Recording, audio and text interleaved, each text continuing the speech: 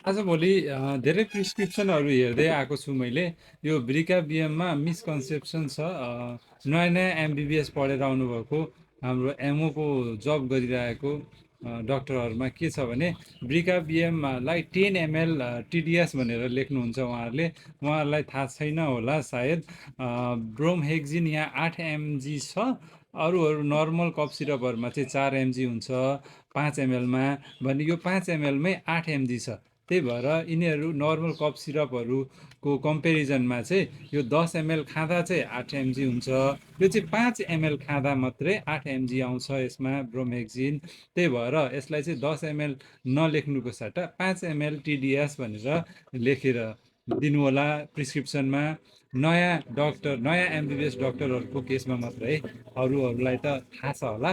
तर म as a pharmacist मैले चाहिँ यो फेस गरेको प्रिस्क्रिप्सन इरर फेस गरेको कुरा चाहिँ मैले यहाँ सेयर गर्दैछु।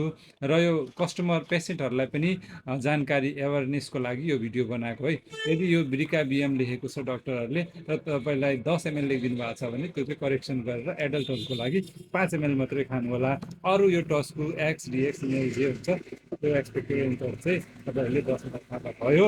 यो ब्रिकाबिएमको कन्डिसनमा चाहिँ 5 ml है त। Stay healthy stay happy. By by.